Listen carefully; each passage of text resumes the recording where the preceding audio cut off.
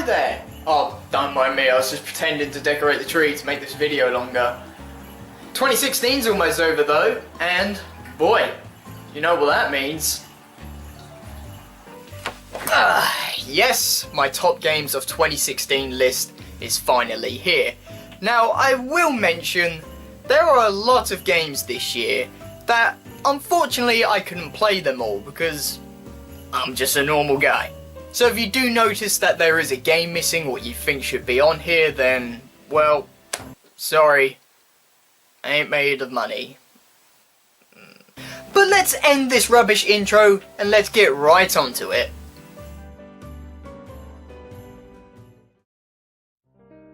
"10 years in the making, and we finally have Final Fantasy 15.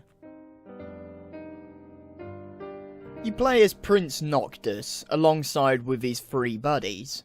Gladios, his bodyguard, Ignis, his mentor and advisor, and Prompto, well, he's just there, to be honest.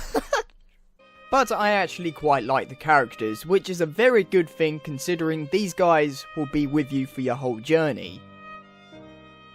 This is an open world game, and a beautiful one at that. The visuals of this game are really, really good. I often just find myself just staring at the scenery, being amazed. With this being an open world game, of course there is loads to do, from side quests to monster hunting and activities on the side. One activity I'm extremely fond of and have probably spent more time than I should have on it, and that is fishing. Yep, fishing. Gonna catch me a fish. Gonna catch me a big one. The flippity flop flip flap goes the fish. What? Of course, with this being a Final Fantasy game, you can level up and earn AP. AP is then spent on different perks and advantages on separate characters or the whole team. This can give you that little push you need to make your journey a lot more easier. A focus of this game is cruising around in your car. The driving mechanics of the car are on rails, so no, you can't go 80 miles per hour off-road doing stunts and jumps. Now sometimes I love this and sometimes I hate it, as fast travelling is very awkward. You can do it, but it just seems to be at random. Sometimes you can fast travel, sometimes you have to sit in the car for 9 minutes. But I do like cruising around the open world, as you may drive past something that you may want to stop at. And at times you can get mini activities from your buddies. What do you say we take a souvenir shot?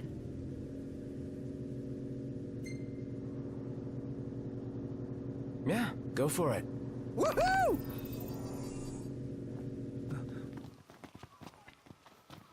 Take a shot from here. Good call. Now it's picture time. Those with a creative itch, yes, you can customize your car. And not only that, you can customize your very own chocobo. When you're not driving in your car, you're probably riding a chocobo. You can rent out chocobos for a certain amount of days, depending on how much gil you want to spend. And the more you use your feathery friend, the more she will level up. This simply ranges from more stamina to more speed, and some unique moves that you can use in battle. And speaking of battling, the combat system seems alright. I will admit it can be a bit fiddly at times, but once you get the hang of things it can be quite fun. There's actually some strategy to the combat. I often found myself if I ran into the enemy, I'll probably take some heavy hits and lose a lot of HP. But with some timed attacks, some defense and dodging and teamwork in general, combat is really cool. And there are some really awesome fights in this game. If you think this is a big scary monster, well, let me tell you, you haven't seen anything yet.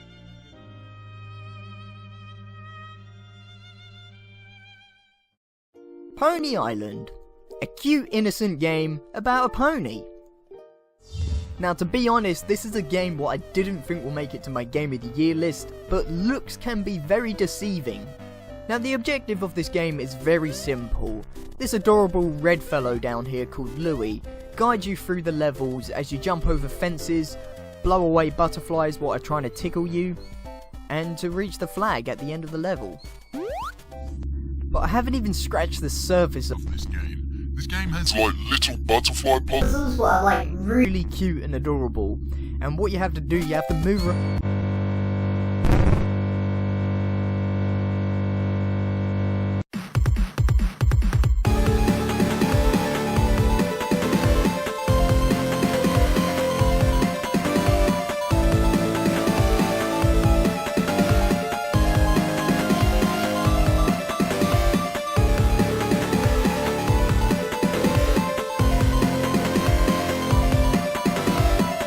Innocent look.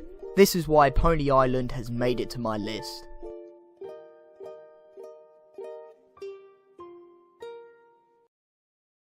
Unravel. This was probably my biggest surprise of this year.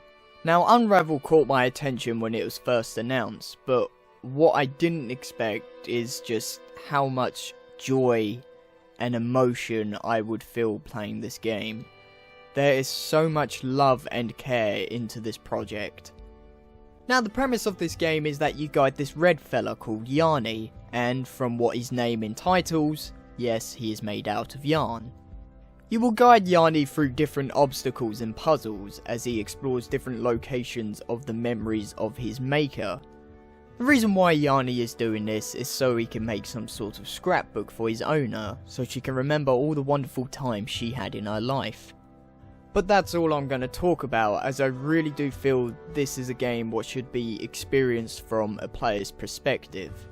I highly recommend Unravel. It was such an amazing experience. I enjoyed the game so much that I even got my own build your own Yarny kit.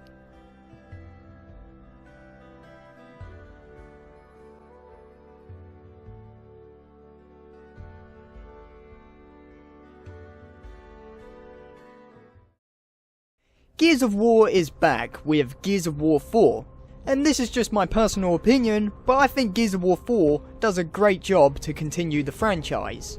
Though I will say there is a slight nitpick that I will go into later on.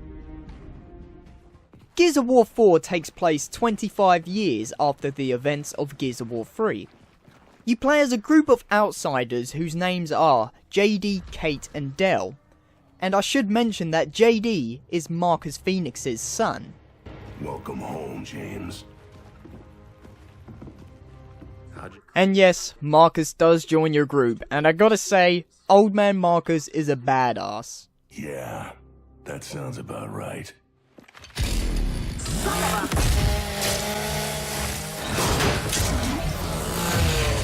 Holy shit!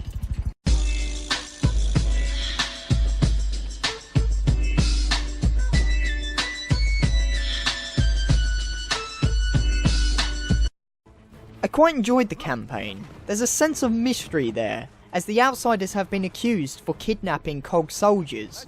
Of course this isn't true, and it's just one big misunderstanding, but the COG don't listen to you, and so they send a new enemy to the game, known as the DB robots. Quite early into the campaign, you figure out why people are going missing, and just what is happening to them. Turns out there's a new threat, known as the Swarm.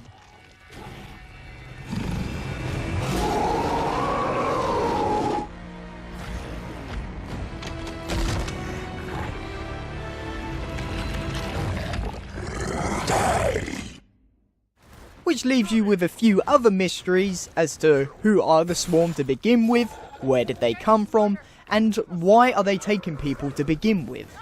Of course this is revealed in the campaign, but this is what the campaign really focuses around, so I won't spoil that for you, so let's move on. Okay, that's all of them. Let's talk about the Gears of War 4 multiplayer. I remember back in my heyday first jumping into multiplayer and being very intimidated and very scared. Well, I've been playing Gears of War for 10 years now, and I still feel that way sometimes, even today. So for an advanced player like me to still think that today, I can only imagine what it's like for someone new to try this out. It does require a lot of patience and a lot of skill to the multiplayer, and that's what makes it so good. Because once you get the hang of things and know what's what, it is actually very fun and satisfying to play. I guess what I'm trying to say is that it's normal if you feel intimidated by the multiplayer. But if you stick with it and practice, the game can be very fun and enjoyable and competitive if you're really into that sort of play. Now, do you remember at the beginning of this that I said there was a slight nitpick? Well, I'm going to talk about that right now. My nitpick is how the customization is done in this game. To get customization items, you can buy gears packs with real money or in-game currency known as credits. Now, I really don't mind microtransactions when it comes to just weapon skins and character skins, because at the end of the day they have no effect on how that person plays.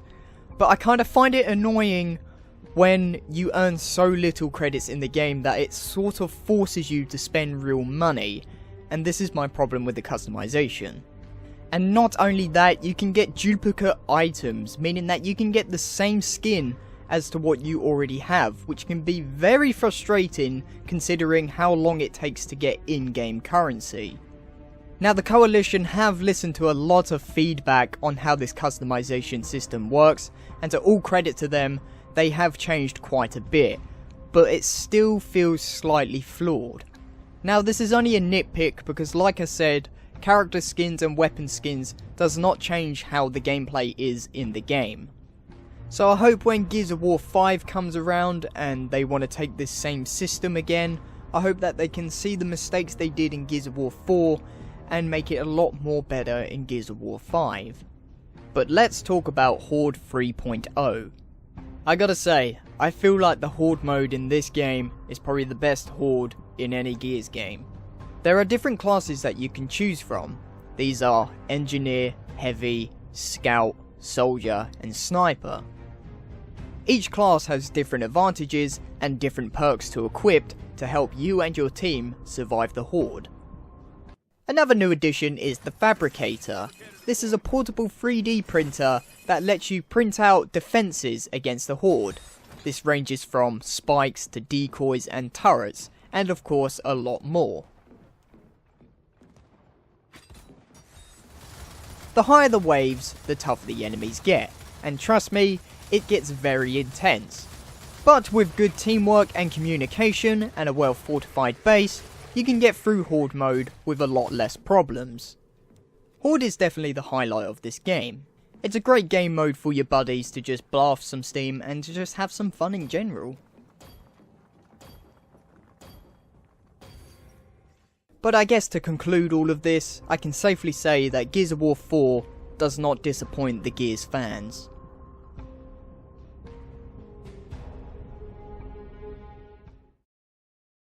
Neko Para Volume 2, a visual novel about catgirls and more catgirls. Oh, and guess what? More catgirls and this catgirl. Oh, and if you want some more action, just supply the rated 18 version. Oh yeah boy, 10 out of 10, this is why I'm single. Neko Para Volume 2, done. Stardew Valley, a game developed by pretty much one person and took everyone by surprise. Kinda like that one game last year. Stardew Valley starts off with you creating your own person. Yep, that seems about right. The story goes that your grandpa gives you the inheritance to his farm before he passes away.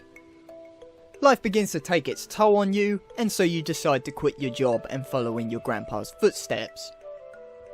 And there's a dead skeleton here. I'm pretty sure that's against the health and safety regulations. Someone needs to clean that up. You then arrive at your farm and begin your new life. Over time, you'll start to clear out more of the land and expand your farm. Over the course of the game, the seasons will change. This ranges from spring to summer to fall and then winter. You can also talk to the townspeople. Talking with them and giving them gifts will boost your friendship. Doing this would trigger different scenes with that person. This is part of the game that I really enjoy, as it lets you see that person in a different light. Someone who you thought was a jerk, but really underneath, they were just going through some tough times. And if there's someone who has caught your attention, you can ask them to be in a relationship, and eventually marry them. Now, farming is not the only thing you can do in Stardew Valley. There are many secrets in the world of Stardew Valley, and a lot of side activities. One of them side activities is fishing. So like it. The ones that don't struggle.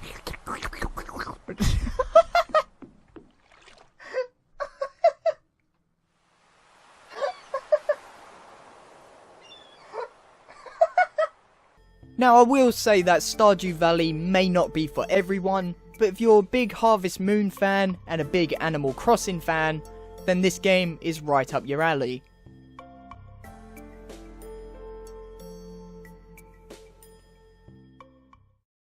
What happens when we take the classic game Doom from 1993 and modernise it with our most recent tech? Well, you get Doom. You get Doom again. It's Doom. This game is a lot of fun. From gameplay to graphics to the amazing soundtrack, Doom went with a style and they nailed it. I didn't think slaughtering Hellspawn through the entire game would be so much fun, but oh, it is so satisfying. There are many weapons what you will find along the way, or can be upgraded with customization parts. There are many perks that you can unlock for your character by completing challenges in the game. These perks can vary from faster glory kills, more armor, health and ammo drops from the enemies, adrenaline boost on your guns to do more damage, and loads more. Now, a big highlight of this game is to kill the demons in the most goriest, badass way possible, and that's with the glory kill. I could say more about this game, but I seriously just think that you should just go pick it up. This game's a blast, it's one hell of a ride, quite literally, because you're killing Hellspawn in hell. Just go pick it up, you will not be disappointed, I guarantee it.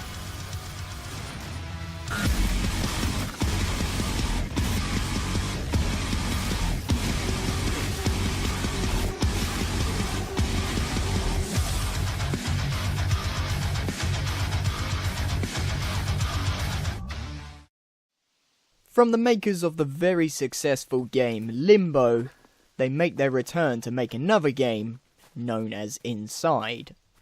Now, I'm gonna go over this very briefly and quite quickly, just because the game itself has spoilers right from when you hit start all the way to the end. Just like Limbo, the game never gives you a clear indication of what is actually happening. It is up to the player themselves to try and theorize what is actually happening within this world and to your character. And this is the reason why I want to go over this game very briefly, because I want players to experience what Inside has to offer. Why are you running? Why are these people trying to chase you and capture you, and in some cases trying to kill you? What is actually happening in this world? It is there for you to figure out and theorize yourself.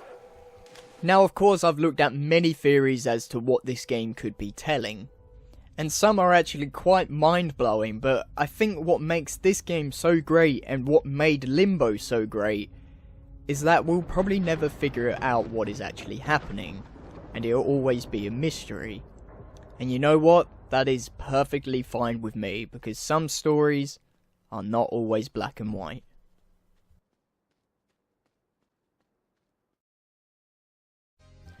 Time to mix drinks and save lives. VA11 Hall A Cyberpunk Bartender Action is a visual novel based on a bartender named Jill in a futuristic city.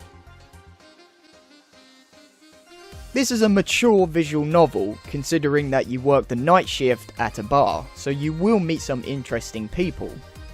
For example, a robot who has been designed to look like a 13-year-old girl to fulfill people's fetishes. Or a professional assassin who hangs around at your bar when off the job, and it turns out he's actually a pretty nice guy. And it also has cat girls, and if you know me, you know how much I like my cat girls. And this dog. Yep, that's a dog wearing shades and a Hawaiian shirt. It's a talking dog as well. It talks. It's a talking dog. Of course, there are many others to meet as they tell their stories, and as they tell you their stories, it is your job to serve them drinks. Of course, you don't work at the bar 24/7, so when you're not working, you can visit the shop and buy some gear for your own flat. The things you buy make Jill concentrate more at work, and they just generally make your place look pretty. If you are a visual novel fan like I am, this is definitely a game that you should pick up. I really do recommend it. It's got strong characters, great writing, it's pretty funny in some places, and just overall a really great experience.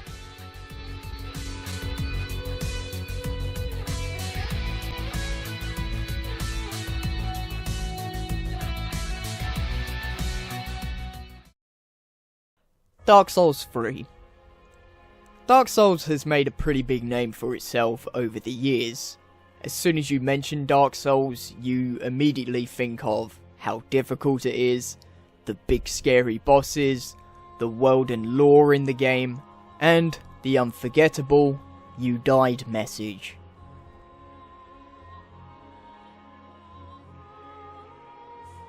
Dark Souls as a franchise is so well known that I don't really need to explain to why Dark Souls 3 is so good, as it does what any Dark Souls fan wants, but so much more better. So hard difficulty, the big scary bosses, and world and lore.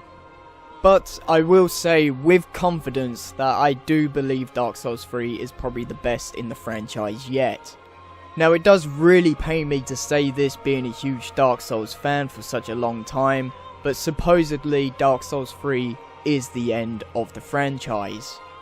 Now, a part of me wishes that they will continue on with Dark Souls, but another part of me reckons that it's probably for the best that they end it on such a high note. So, if this is the last Dark Souls game we're ever going to get, I just want to say that it was a great experience and a great journey to play.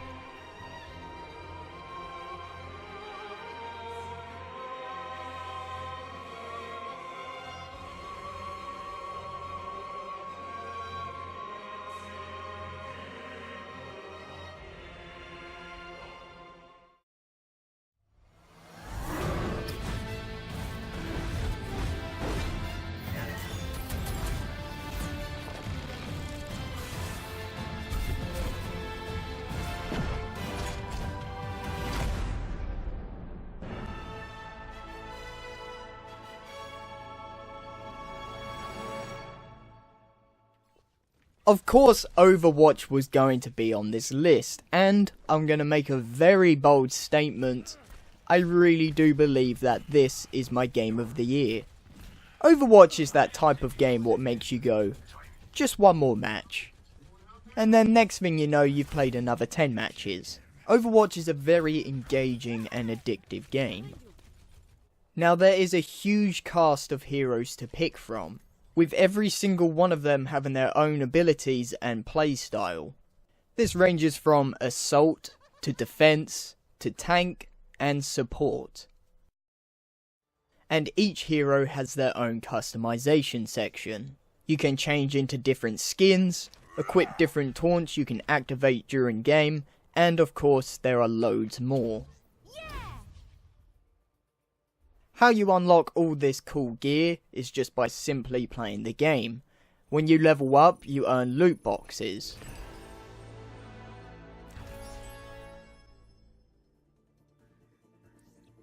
Loot boxes are a very exciting part of Overwatch. That moment when you reveal what's inside. Will you get that skin you wanted, or will you have to level up again? Of course you can buy loot boxes with real money, but this really isn't an issue considering it's just cosmetics, and in all honesty, you don't really have to buy them. The only time you'll consider buying a loot box is during events. Yes, this game gets updated with timely events, and with that, there comes exclusive cosmetics. So if the time is about to expire for that event and you still haven't gotten that sweet skin you wanted, you may want to buy some loot boxes. Maybe 10. Probably 50. Look man, I wanted that sexy Mercy skin. And when this video gets uploaded, there is a Christmas event.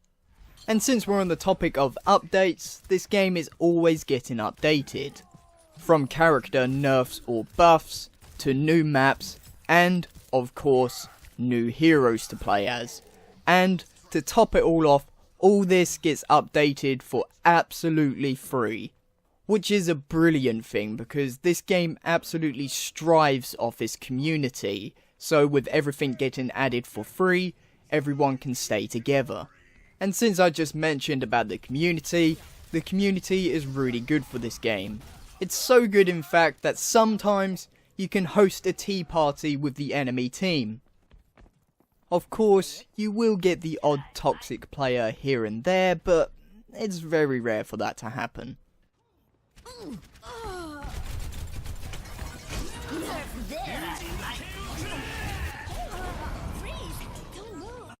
Another big thing in Overwatch is play of the game. This is revealed at the end of the match as the best play, so everyone can see you in all your glory, your bragging rights.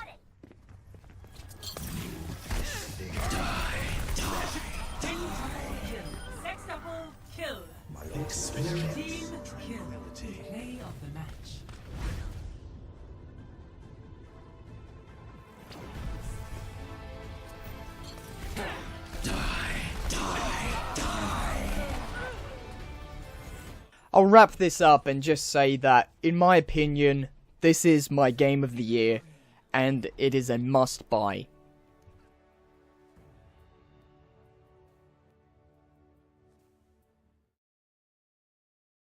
And now on to some honourable mentions. These are games that I'm probably playing through right now that I didn't really have a chance to properly get into them, or they're games that didn't quite make it on my list but deserve a mention. The Last Guardian, Hitman, Season 1, Titanfall 2, Battlefield 1, Tokyo Mirage Sessions Fire Emblem, Hyperlight Drifter, Thumper, Phoenix Wright, Ace Attorney, Spirit of Justice, Overcooked.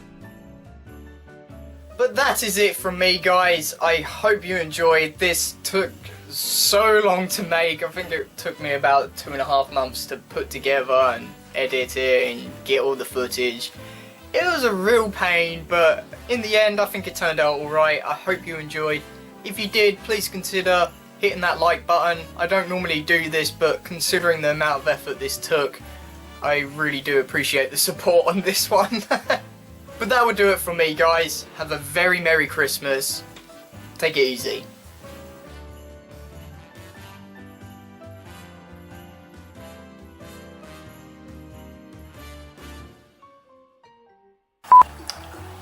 Hello there.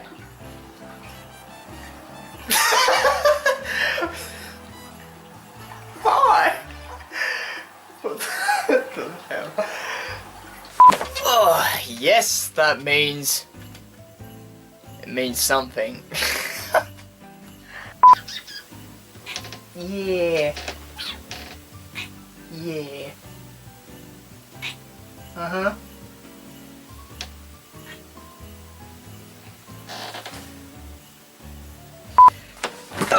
Yes. Yes. Yes, I sit down.